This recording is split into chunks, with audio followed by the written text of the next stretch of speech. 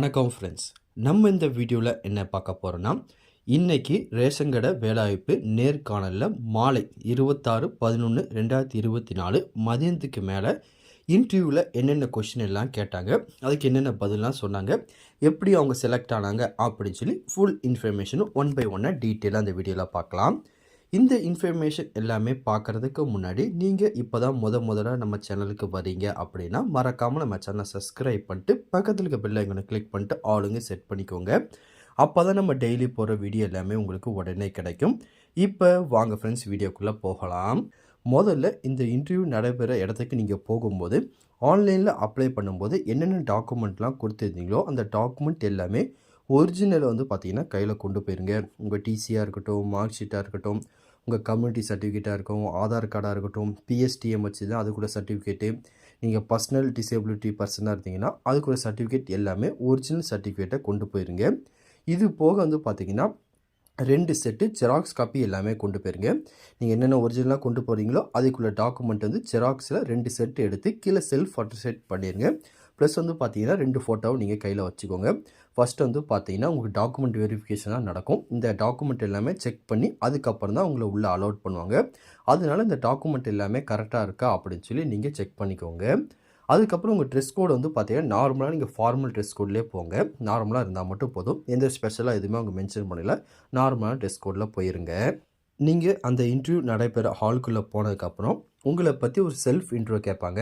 உங்களோட பேர் என்ன, உங்களோட அப்பா பேர் என்ன, உங்களோட அம்மா பேர் என்ன, உங்கள் கூட பிறந்தவங்க எத்தனை பேர் இருக்காங்க, நீங்கள் என்ன குவாலிஃபிகேஷன் முடிச்சிருக்கீங்க, எதுக்காக இந்த ஜாப் அப்ளை பண்ணியிருக்கீங்க அப்படின்னு சொல்லி உங்களை பற்றி ஒரு செல்ஃப் இன்ட்ரோ பார்த்தீங்கன்னா சின்னதாக கேட்பாங்க. அதுக்கப்புறம் அவங்களோட கொஷினை பார்த்தீங்கன்னா ஆரம்பிச்சிருவாங்க. முதல்ல ஒரு நபருக்கு பார்த்தீங்கன்னா நீங்கள் எங்கேருந்து வரீங்க, உங்கள் ரேஷன் கார்டு வகை என்ன, உங்களுக்கு அதை பற்றி தெரியுமான்னு கேட்டிருக்காங்க. அதை பற்றி உங்கள் ரேஷன் கார்டு என்ன டைப்பில் இருக்குது, மொத்தம் எத்தனை டைப்பான ரேஷன் கார்டு இருக்குது அப்படின்னு சொல்லி அதை பற்றி டீட்டெயிலாக தெரிஞ்சுக்கோங்க. அதுக்கப்புறம் பார்த்தீங்கன்னா ஒரு அமைச்சரோட பேர் கேட்டிருக்காரு. அந்த எந்த அமைச்சர் பார்த்தீங்கன்னா மின்சாரத்துறை அமைச்சர் கேட்டிருக்காரு. நீங்கள் எல்லா துறையோட அமைச்சர் பேர் பார்த்தீங்கன்னா கொஞ்சம் டீட்டெயிலாக ஆன்லைனில் செக் பண்ணி வச்சுக்கோங்க. அதுக்கப்புறம் குடியரசுத் தலைவர் யார் அப்படின்னு கூட அவங்ககிட்ட இந்த கொஸ்டின் கேட்டிருக்காங்க. அதனால் அமைச்சர், முதலமைச்சர், குடியரசுத் தலைவர் அந்த மாதிரி எல்லாமே பார்த்தீங்கன்னா டீட்டெயிலாக செக் பண்ணி வச்சுக்கோங்க. அதுக்கப்புறம் நீங்கள் ரேஷன் கார்டில் வாங்குகிற பொருட்களோட விலைகள் கேட்டிருக்காங்க. சுகர் என்ன ரேட்டில் இருக்குது, பருப்பு என்ன ரேட்டில் இருக்குது, அரிசி பார்த்தீங்கன்னா இந்த கார்டுக்கு எவ்வளோ குவான்டிட்டி கொடுப்பாங்க அப்படின்னு சொல்லி அதை பற்றியும் டீட்டெயிலாக இன்ஃபர்மேஷன் கேட்டிருக்காங்க. அதை பற்றி நீங்கள் பார்த்தீங்கன்னா தெரிஞ்சு வச்சுக்கோங்க. இது மட்டும் இல்லாமல் கூட்டுறவுத்துறை அமைச்சர் யாருன்னு கேட்டிருக்காங்க. அதை பற்றி நீங்கள் ஃபுல்லாகவே தெரிஞ்சு வச்சுக்கோங்க. அதுக்கப்புறம் பார்த்தீங்கன்னா எம்எல்ஏக்கு என்ன குவாலிஃபிகேஷன் இருக்கணும், எம்எல்ஏ அவங்களுக்கு பார்த்தீங்கன்னா என்ன குவாலிஃபிகேஷனில் இருக்கணும் அப்படின்னு சொல்லி கேட்டிருக்காங்க. இது மட்டும் இல்லாமல் உங்கள் ஏரியாவில் ஏதாச்சும் ஒரு ஃபேமஸான பிளேஸ் இருக்கா அப்படின்னு கேட்டிருக்காங்க. மதுரையை பொறுத்தவரைக்கும் பார்த்தீங்கன்னா நிறைய கோயில்கள் இருக்குது. அந்த மாதிரி உங்கள் ஏரியாவில் எந்த இடம் ஃபேமஸாக இருக்குமோ அதை பற்றி டீட்டெயிலாக தெரிஞ்சு வச்சுக்கோங்க. அதை பற்றி பார்த்தீங்கன்னா கொஞ்சம் கொஸ்டின் உங்ககிட்ட கேட்குறாங்க. அதுக்கடுத்து சில நபருக்கு பார்த்தீங்கன்னா உங்களோட கார்டோட டைப் என்னன்னு கேட்டிருக்காங்க. இந்த கார்டுக்கு எத்தனை கிலோ அரிசி உங்களுக்கு கொடுப்பாங்க அப்படின்னு கேட்டிருக்காங்க. அதுக்கப்புறம் என்பிஹெச்ஹெச் அந்த கார்டோட ஃபுல் டீட்டெயில் என்னன்னு சொல்லுங்கள், அதோட விரிவாக்கம் என்ன அப்படின்னு கேட்டிருக்காங்க. அதுக்கப்புறம் ரேஷன் கார்டு ஒர்க்கருக்கு பார்த்தீங்கன்னா என்ன சேலரி, சேல்ஸ்மேனுக்கு என்ன சேலரி அதை பற்றி உங்களுக்கு தெரியுமான்னு கேட்டிருக்காங்க. அதுக்கப்புறம் பார்த்தீங்கன்னா ரேஷன் கடை ஷாப்போட பொருட்கள் லிஸ்ட் உங்களுக்கு தெரியுமா, அதோட ப்ரைஸ் தெரியுமா, மினிஸ்டர் பார்த்தீங்கன்னா கோஆப்ரேட்டிவ் துறையோட மினிஸ்டர் எவ்வளோன்னு தெரியுமா அப்படின்னு சொல்லி இதை பற்றி கேட்டிருக்காங்க. சில கேண்டிடேட்டுக்கு நிறைய கொஸ்டின் கேட்குறாங்க. சில கேண்டிடேட்டுக்கு பார்த்தீங்கன்னா ஷார்ட்டாக 4-5 கொஸ்டினில் முடிச்சிடறாங்க. இவருக்கு பார்த்தீங்கன்னா இந்த 4-5 கொஸ்டின் மட்டும் கேட்டுட்டு இதோட அவங்களுக்கு முடிச்சிட்டாங்க. அதுக்கப்புறம் திருநெல்வேலி சேர்ந்த ஒரு கேண்டிடேட்டுக்கு தமிழ்நாடு ஃபைனான்ஸ் மினிஸ்டர் யாருன்னு கேட்டிருக்காங்க, ஸ்போர்ட்ஸ் மினிஸ்டர் யாருன்னு கேட்டிருக்காங்க, வாட்டர் ரிசோர்ஸ் மினிஸ்டர் யாருன்னு கேட்டிருக்காங்க, பிஎம் பிரசிடெண்ட்டு, அதுக்கப்புறம் Tamil Nadu national animal welfare department அதோட மினிஸ்டர் யார், அதுக்கப்புறம் இந்தியன் நேஷ்னல் ஃப்ளேவர் என்ன, ரேஷன் கார்டு டைப் என்ன, உங்கள் கார்டு என்னென்ன, உங்கள் கார்டுக்கு பார்த்தீங்கன்னா என்னென்ன தருவாங்க, அதோட ரேட் என்ன அப்படின்னு சொல்லி அதை பற்றியும் டீட்டெயிலாக முடிச்சிருக்காங்க. சில கேண்டிடேட் பார்த்தீங்கன்னா டிகிரி இன்ஜினியரிங் குவாலிஃபிகேஷன் இருக்காங்க. அவங்களுக்கு ஏற்ற மாதிரி கேள்வி இருக்குது.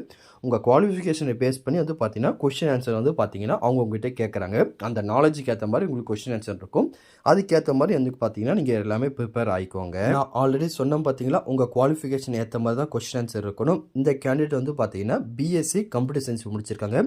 இவங்களுக்கு பார்த்தீங்கன்னா ஆன்டி வைரஸ் நேம் என்ன, அதுக்கப்புறம் கம்ப்யூட்டரில் எத்தனை வகையான வைரஸ் இருக்குது, அதுக்கு எந்தெந்த மாதிரி விதமான ஆன்டிவைரஸ் யூஸ் பண்ணலாம், அதுக்கப்புறம் ரேமுக்கான எக்ஸ்பிரஷன், ரோமுக்கான ஃபுல் ஃபார்ம் என்ன, அதுக்கப்புறம் ASCII அப்படின்னா என்ன, அதுக்கப்புறம் OAP கார்டுனா என்ன, அதுக்கப்புறம் AAY இந்த கார்டுக்கான விரிவாக்கம் என்ன, இது வந்து பார்த்தீங்கன்னா எப்போலேருந்து இதை கொண்டு வந்தாங்க, அதுக்கப்புறம் வந்து பார்த்தீங்கன்னா எத்தனை கிலோ அரிசி வரையும் ரேஷன் கடையில் ஃப்ரீயாக கொடுப்பாங்க, அதுக்கப்புறம் உங்கள் டிஸ்ட்ரிக்டோட நேம், அதுக்கப்புறம் உங்கள் டிஸ்ட்ரிக்டோட மினிஸ்டர் யார் அப்படின்னு அதையும் கேட்டிருக்காங்க. அதுக்கப்புறம் ஃபுட் ப்ரொடக்ஷன் ஸ்கீம்னா என்ன, அதை பற்றி உங்களுக்கு தெரியுமா கொஞ்சம் சொல்லுங்கள் அப்படின்ட்டு இருக்காங்க. அதுக்கப்புறம் வந்து பார்த்தீங்கன்னா TNCSC அப்படின்னா என்ன, அதோட விரிவாக்கம் என்னன்னு கேட்டிருக்காங்க. அதுக்கப்புறம் வந்து பார்த்தீங்கன்னா துணை முதலமைச்சர் பேர் உங்களுக்கு தெரியுமா அப்படின்னு சொல்லி இந்த மாதிரி சில கொஷினும் அவங்களோட குவாலிஃபிகேஷன் ஏற்ற மாதிரி கொஷினும் வந்து பார்த்தீங்கன்னா சில இடத்துல கேட்டுட்ருக்காங்க. அதுக்கேற்ற மாதிரி நீங்களும் ப்ரிப்பேர் ஆயிருங்க.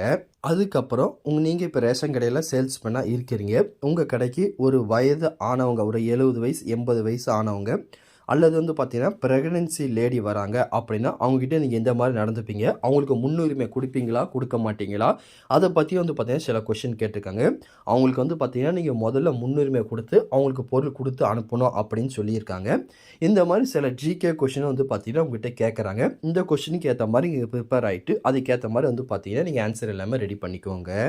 அதுக்கப்புறம் திணைகள் என்றால் என்ன, திணையோட வகைகள் உங்களுக்கு தெரியுமா அப்படின்னு கேட்டுட்டு ஏதோ ஒரு திணையை கொடுத்துட்டு அந்த திணையை பற்றி சில கொஷின் எல்லாம் கேட்குறாங்க.